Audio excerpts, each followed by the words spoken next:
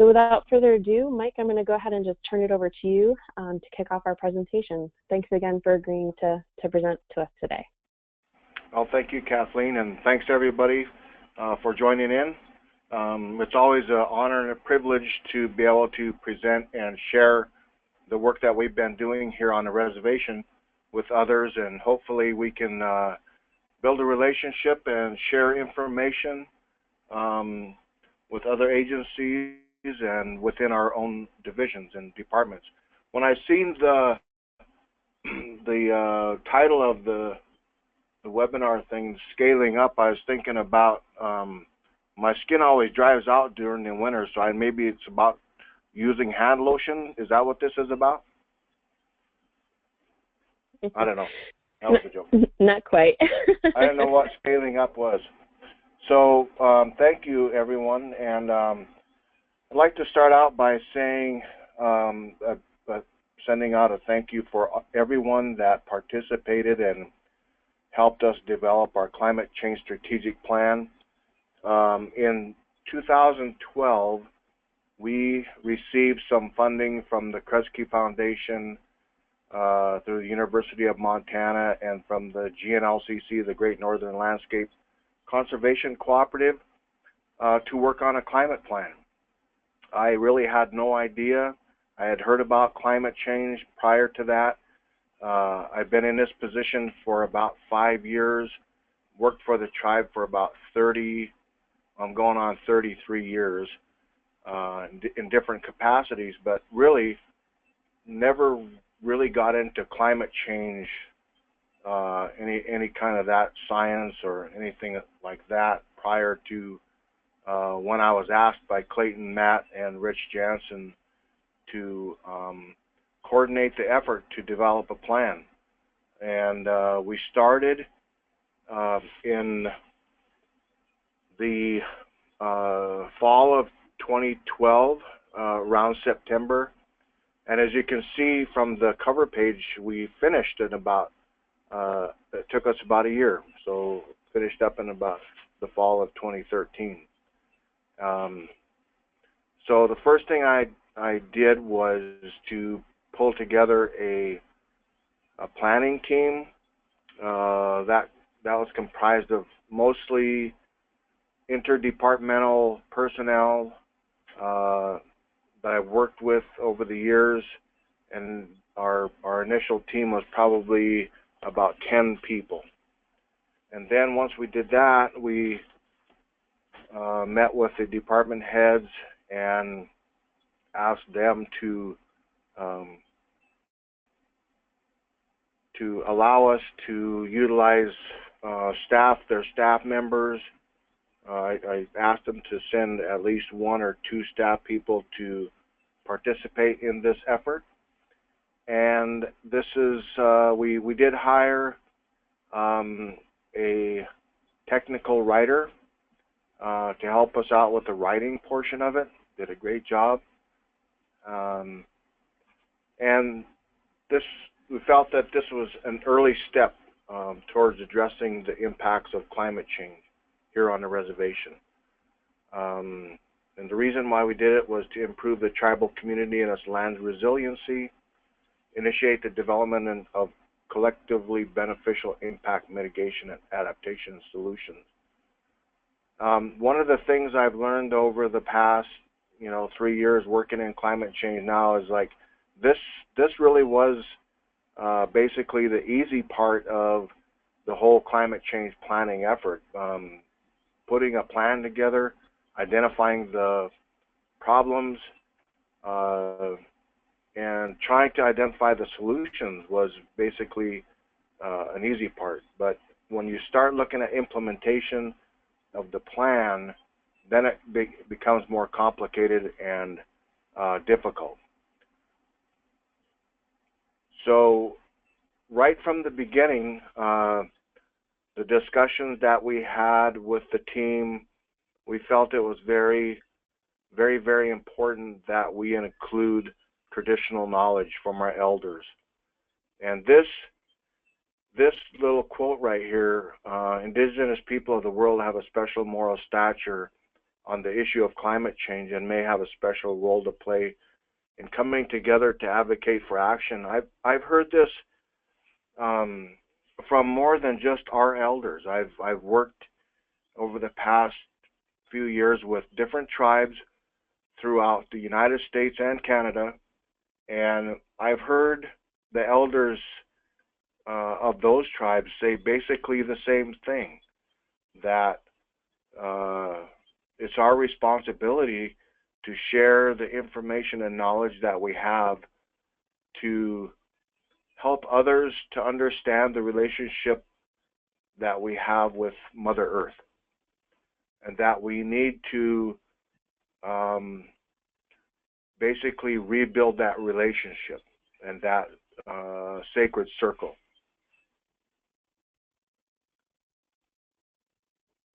So I already shared some of this. The Crown of the Continent, Kresge Foundation, and Great GNLCC, Great Northern Landscape Conservation Cooperative. The project team, which I talked about, was made up of about 10 people. The planning committee, there was, I think, overall there was 56 people that contributed to the plan, to the effort, the whole effort.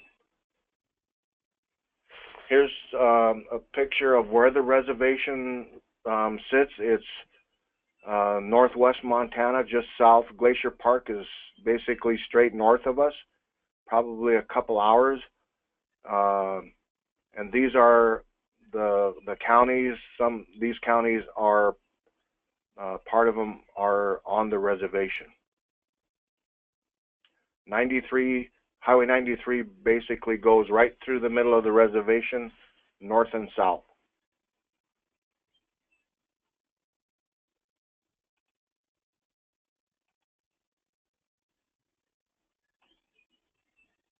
The reservation is made up of about 1.3 million acres, 790, I think it's more than this now. This was in 2013.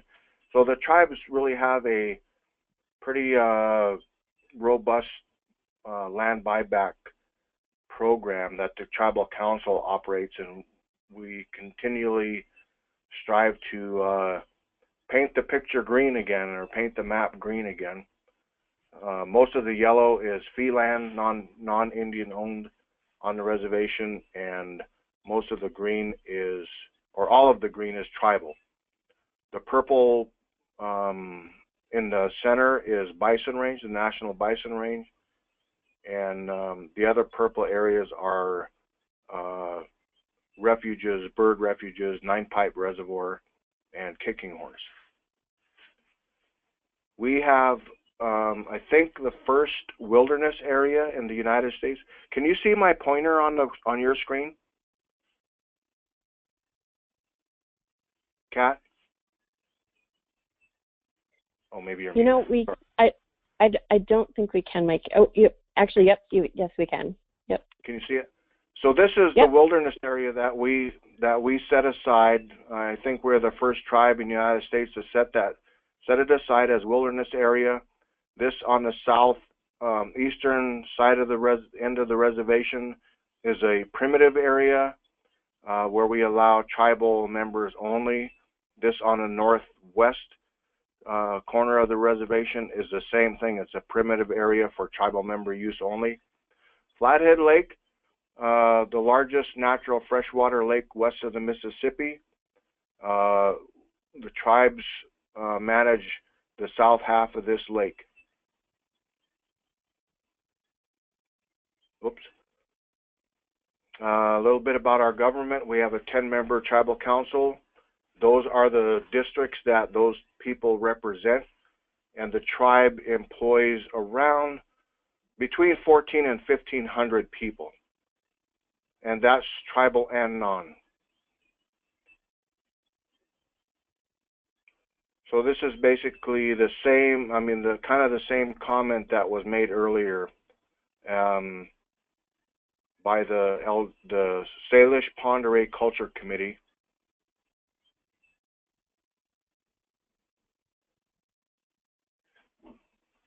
When when we started working on the plan, I went to the tribal council. I was pretty fortunate that my brother Joe was the chairman. My brother Jim is the department head for forestry. We work very well together. And my dad was in the preservation office, one of the elders that we interviewed for the plan. And the tribal council really did support the whole planning effort. That's one of the things that I've kind of shared with other tribes throughout the Northwest and up into Canada, is that when you first start out, it's really important to get that support from your council.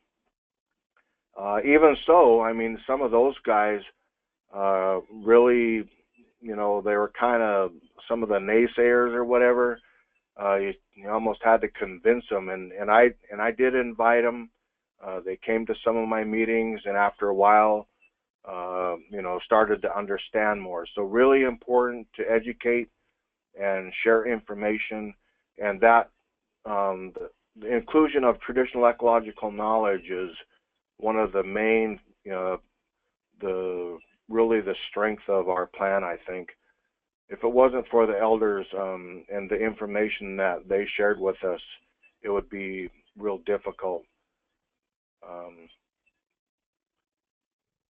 So we didn't want to basically reinvent the wheel. We didn't want to go out and hire, you know, scientists and whatever to do all this model building and projections and all that. The work had already been done, and that work was Climate-Wise did some work with Missoula County and their climate action planning. So we basically use the information that they have to identify what the impacts were going to be, and based our planning effort on that. So you look at the models, you kind of pick a model and say, well, in the next 20 years, the mean average temperature is going to rise 3 to 5 degrees, and based on that, what are we going to do?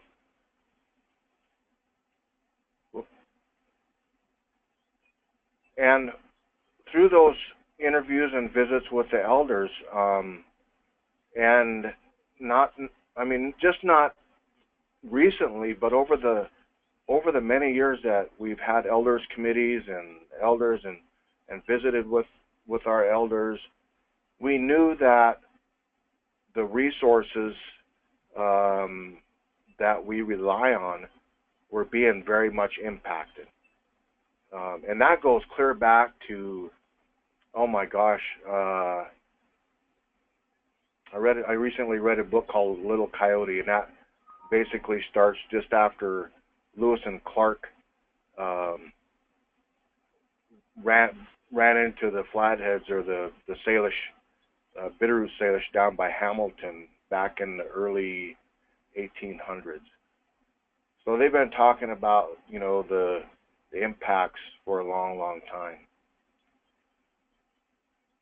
Just to share a little personal information with all of you, I interviewed and visited with 8 elders in the process of this effort, and 4 of those elders are now gone. They passed away, my dad included, and you know, that knowledge, once they're gone, is basically gone. It's unless they've passed it down from generation to generation. When I interviewed the elders, I had Frank Tyro from the Salish Kootenai College Media Center actually do professional video, and with those videos we made DVDs, and I gave them the DVDs, shared them with the families of these elders. So they'll have them forever. My dad talked about some of the higher elevation medicinal plants that we gather, and the changing in the seasons when we gather those plants. Just last year, everything was like a month early. The bitterroot was a month early. The huckleberries were a month early. So there's been a lot of change. Pat Pierre lives over in Camas Prairie. I've known Pat for basically all my life, and he talked about when they would camp out and how much snow there was, and that they were talking about the oceans rising long time, way long time ago. The other thing that Pat shared with me was when he was a boy, going over the hill from Hot Springs to Camas Prairie, that Camas Prairie was just filled with camas. Camas is a plant that we dug, and it's a bulb, and we cook that, and it's very much a food source for our tribes for forever. And Pat said in the springtime when they came over the hill, it would be just blue, the whole Camas.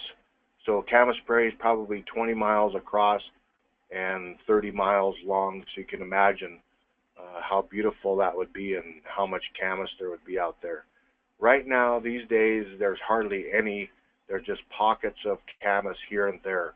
So that's one of the things we're doing with Salish Kootenai College. They're gathering some of those Camas bulbs, and we're trying to relocate and transplant some of those bulbs in other locations where they might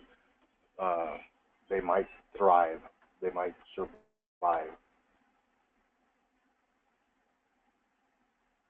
So the methodology that we use in doing the vulnerability assessment, I got this from the trainings that I attended with ITEP.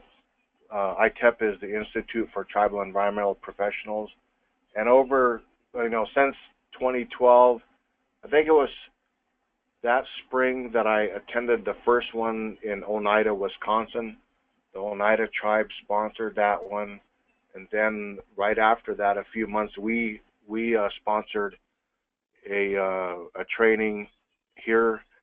It was in Missoula, and then I attended others over the years down in Santa Ana Pueblos and up in Canada, and helping ITEP to put on those trainings. And this is the matrix that they use to determine the sensitivity and the vulnerability and the risk of those species, of anything you're looking at, really, whether it's tree species or salmonids, cold water fisheries, or birds or plants.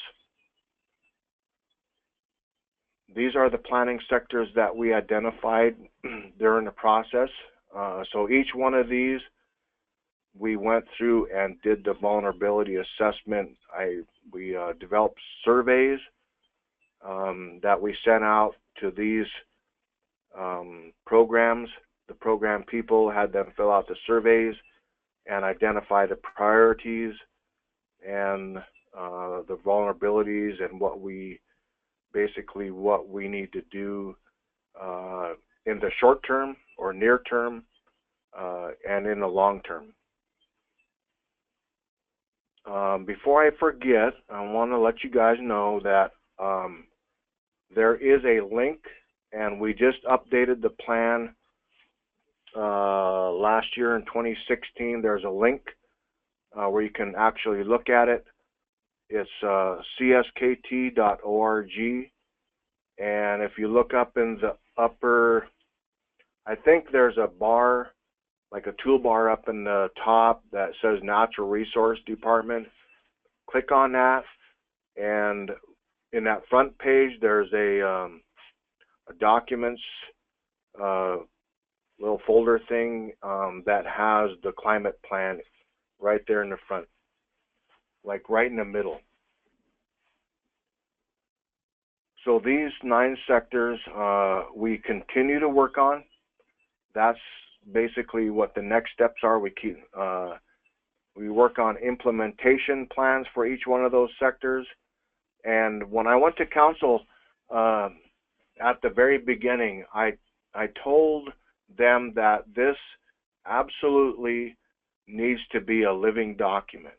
And believe me, over the last 3 years, going on 4 years since we did this, it definitely is a living document, because sometimes the priorities that you might be looking at in the beginning, that might change over time, and it has. We really been looking at doing work with white bark pine, a lot of stuff with invasive species, aquatic and terrestrial, and with camas and bitterroot, huckleberries, and those kind of things.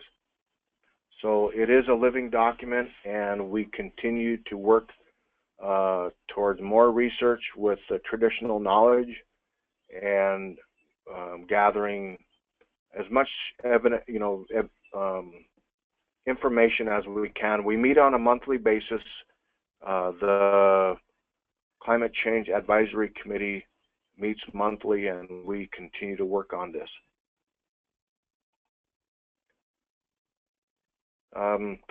Always continue to look for grant funding and leveraging and working collaboratively with other tribes and other agencies.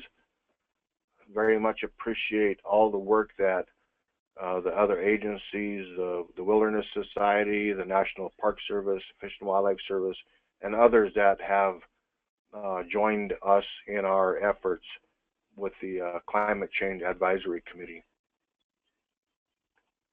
And with that, that is my contact information, and I very much appreciate you listening. Mike, thanks so much for that great presentation. At this point, we'll open the webinar up to any questions that folks may have. If you can use the chat box to go ahead and type in any questions, that would be great. We will unmute everyone as well, but if you do have a question in the meantime, feel free to go ahead and type it in to that box.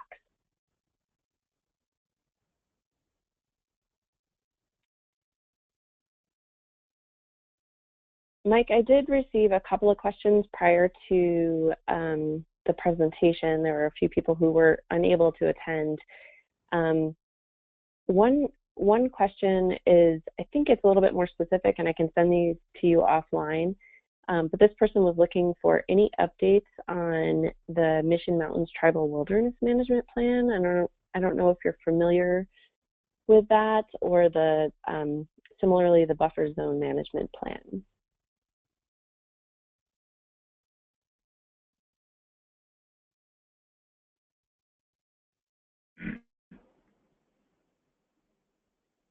Mike, are you still on?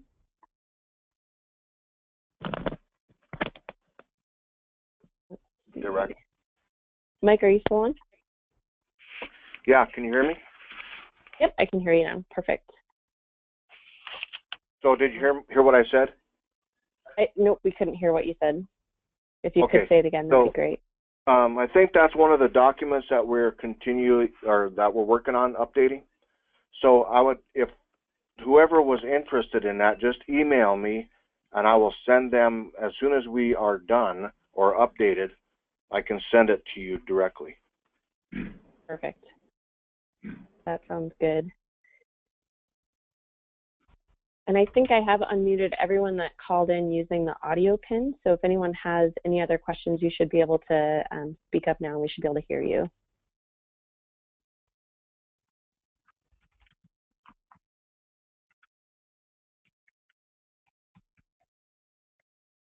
Mike, this is Brian Fainer. For the plans that you guys have developed for the reservation, have you guys looked at different wildlife corridors, or crossings of Highway 93? Because I know that can be a pretty busy road. Yeah, check out the People's Way. There's some really good stuff on some work we did with MDOT, Montana Department of Transportation, on wildlife crossings and connectivity with some of those crossings. Pretty awesome. Yeah, pretty awesome work. There's a bunch of work that was done on that. So it's called, I think it's called the People's Way. I think if you just Google that, you'll see a bunch of stuff. Cool. Thank you. Thanks, If Mike. not, and I just dropped that. Email me. Yeah. I just dropped a link. I just dropped a link to that one in the chat box for folks too. The People's Way. The link to that. Cool. Another question that came in the chat box. Mike, can you comment on the success of the plan? It appears that one of the successes has been that by really connecting with so many elders and others that are important in the community, you were able to both educate and have many individuals involved in the plan. Have you been able to maintain those connections? Yes, and this is a little kind of funny, but not funny. On my climate oversight, or we changed it from an oversight committee to an advisory committee.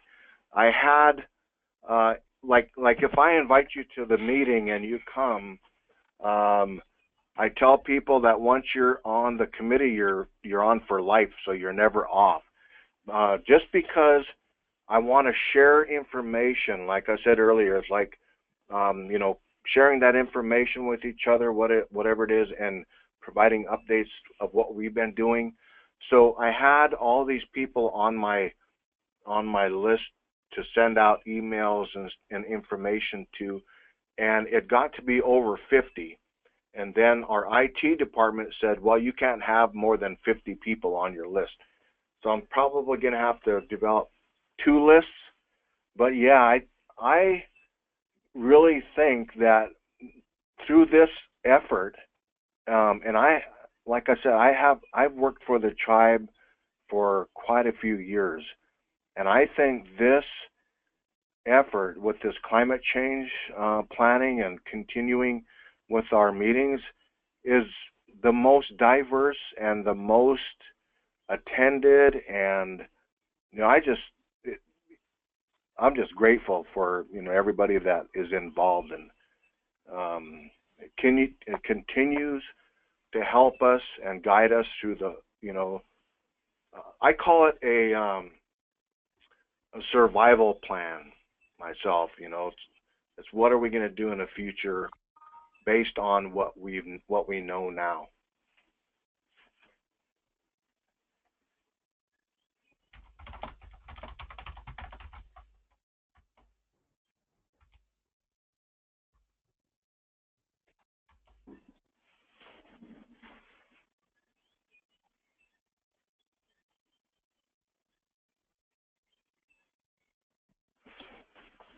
Was there any more questions?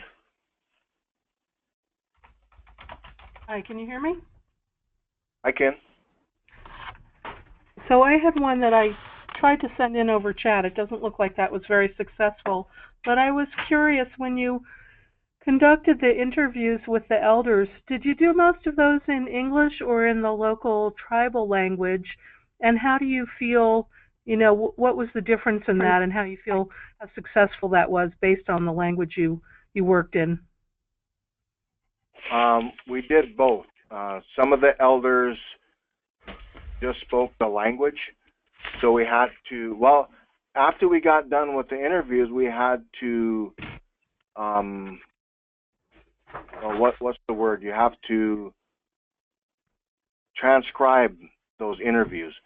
And once I did that, then I went through the interviews and looked at all of the stuff, and then had to make a determination of what parts of those interviews pertain to climate change. Because when you're visiting with the elder, I mean, you know, you can't really say, well, you know, let's just talk about this only. We ended up talking about, you know, fry bread recipes or stew, or, you know, different things that didn't even really have anything to do with climate change. But then, you know, after a little while, you come back to that. And so once we transcribed those, and then I basically picked out what I wanted to include in the plan, and then I have to go to the elders committees, both the Kootenai and the Salish elders committees, and get their permission to use that. So yes, both we did interviews in both English and Salish. And the one thing that's hard for us to do is transcribed. If somebody's telling a story in Salish or Kootenai, it's hard to put those down in just regular English. Somebody's making us a smoothie. Thanks. Mike, we have a couple more questions that have come through the chat box. Within the planning sectors, are there certain types of resources that are seen as most vulnerable? Yes. Can you still see my screen? Everybody? Yes, we can. Yep. Yes, Okay. we can. So basically, we had those professionals in those sectors identify the things that they felt were most vulnerable. The forestry sector, if you look at that, they looked at fire regimes. So all of the information, scientific and spatial information that we're seeing, based on a warming climate and drier, hotter, more intense forest fires. So they've been seeing that all through for the last, I don't know how many, a lot of years. With fish, we have native fish, the bull trout and the West Slope cutthroat trout that the fisheries program has been working on for many, many years. And so, one of the things that we've kind of learned in this whole process too is that there's work that was being done prior to us really calling it climate change. We were doing the work in like restoration projects and different projects. We were doing that kind of work, but we didn't really call it climate change. So now looking back, it's like, oh yeah, when you talk about providing more overstory, when you're doing a stream restoration, that's going to keep the stream a little cooler. So those are the kinds of things that were being done already. But through this process, I think it has helped us.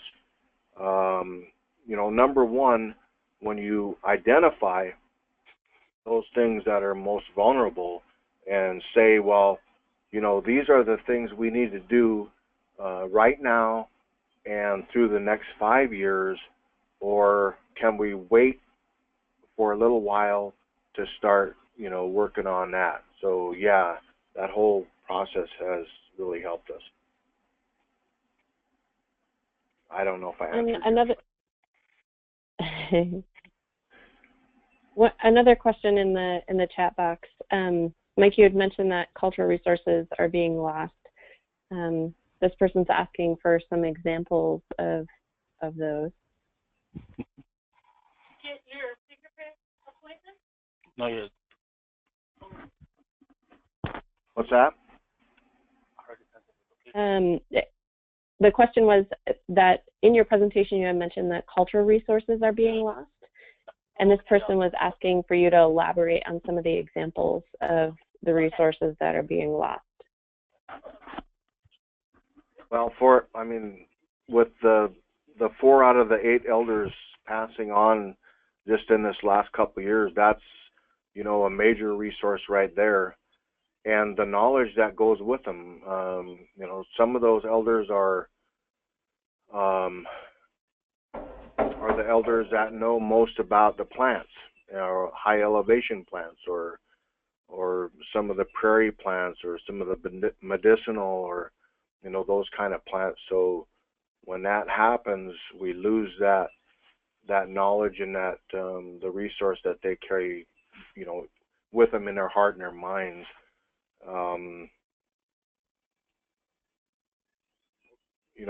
I think as far as like resources that are like on the ground berries or medicinal plants, I think most of the impact is alteration. Some alteration in phenology, or their life cycle. They're coming earlier or later. A lot of times we depend on one thing to tell us when it's time to do the other thing. And when that changes, it makes things a little difficult.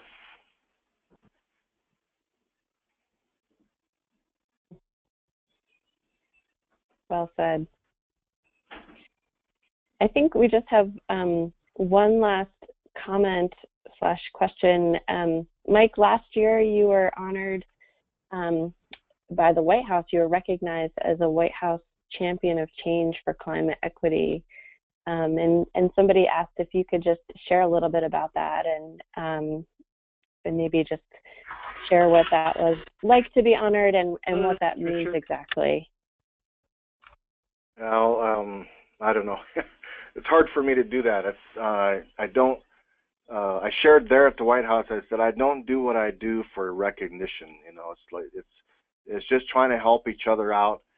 And I was recognized because I've been trying to help other people and other tribes throughout the country. I mean, especially within the area, working with the Blackfeet and the Blood tribes up in Canada, and other tribes that, you know, just sharing this information. But yeah, it was humbling and an honor to be there.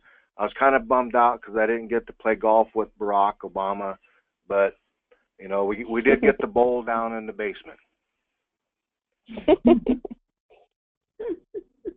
That's fantastic. Really quickly, I'd like to share though that, you know, the greatest thing was the week before I went to DC for that, I brought some kids to Shepherdstown, West Virginia, to the National Conservation Training Center for the National Intertribal Youth Climate Leadership Congress.